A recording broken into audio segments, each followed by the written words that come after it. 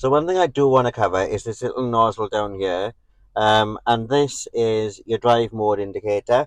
So when we turn this, it does this.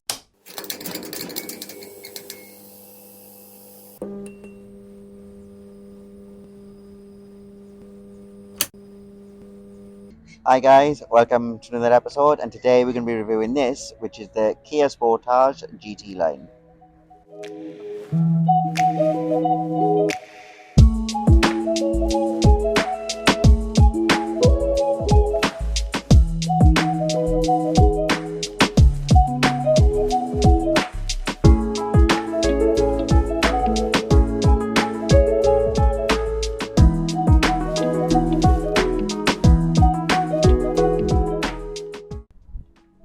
So now I'm going to show you the interior of the Sportage. Today's video, mind, we are going to be driving to a place called the Nap.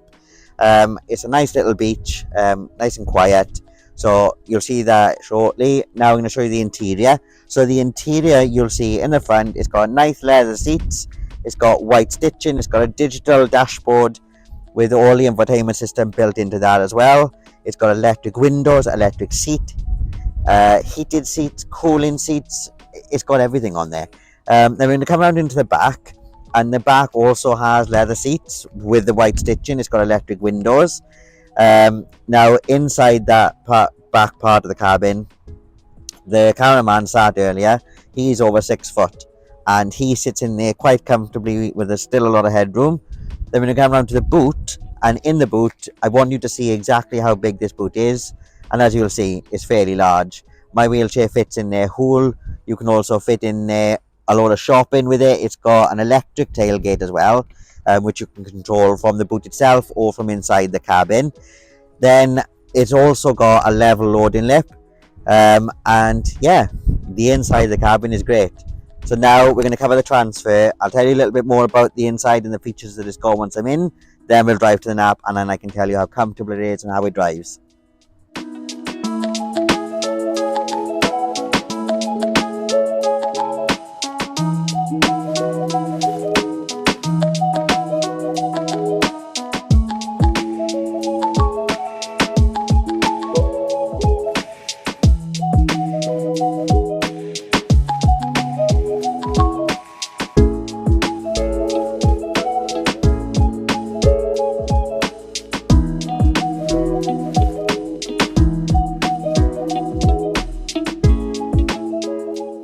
As you would have just seen, the transfer in this car for me particularly is a little bit difficult, but that's only because I do struggle to get in and out of SUVs.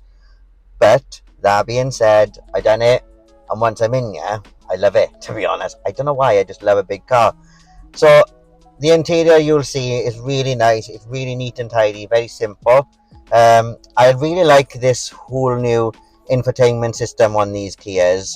And I really like this dual climate control here, because all this is touch sensitive as well. This car does also come with Apple CarPlay, Android Auto, but if you don't want to use them, it's got your simple Bluetooth, and then it's got DAB radio, it's got your sat nav, it's got quite a few different things on it, if I'm honest. If you didn't want to use Apple CarPlay or Android Auto, but you wanted to listen to your music, you still can via Bluetooth. So it's got a range of different options. We've got some nice little cubby holes in here, which has got USB. I should mention, if you want to use Apple CarPlay or Android Auto, you do need to plug your phone in to the USB socket. It has also got a USB-C socket, which you can plug in to just charge your phone. It's got a 12-volt charger. It's also got wireless charging, which is great. And you can put your phone in there and just close the lid, which I think is great. It's also got heated seats, cooling seat, which is always great for someone like myself. I really like all this glossy black. I really like that. We've got auto hold. It's got reversing cameras, front facing cameras. It's got your nice little gear nozzle here, which I really like that. It's got a start stop button. It's really got everything. I should also mention that this car is also a hybrid, so fuel economy is brilliant. And the one thing I would like to mention, which I haven't done one of these for a while, is a car that's actually on Motability. And this car is available on Motability. Okay, for this particular model of the Sportage, it is a fairly hefty deposit, but there's things like grants from the grants department, who can maybe assist you with that. You know, they'll run through their checks to see if you're eligible. But I mean, if you want, you can get one of these. And you think that you could manage with one, you know, I'll be honest, if I could get out of this with a bit easier, or if there was a way of me getting in there easier, you know, with some sort of an adaptation, it would be brilliant. So now we're going to drive to the nap, like I said, and I'll also review it along the way, and we'll see how it drives and how comfortable it is.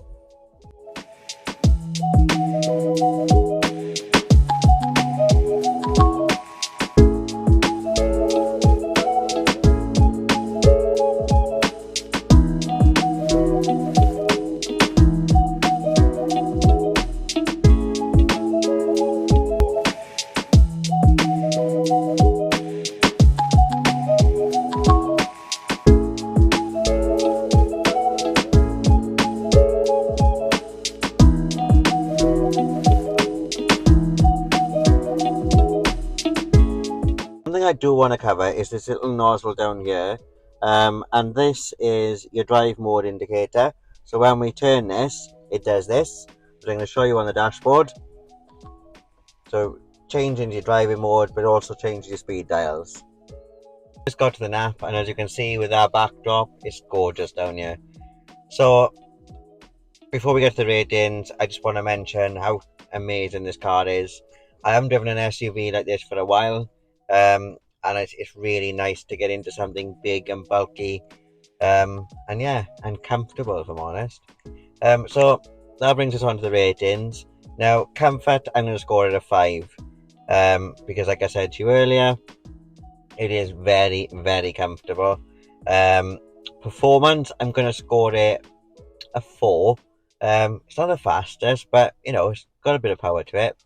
Accessibility, I'm going to score it, for me personally, a 3, because it was very difficult to get into, but once I'm in, I'm in.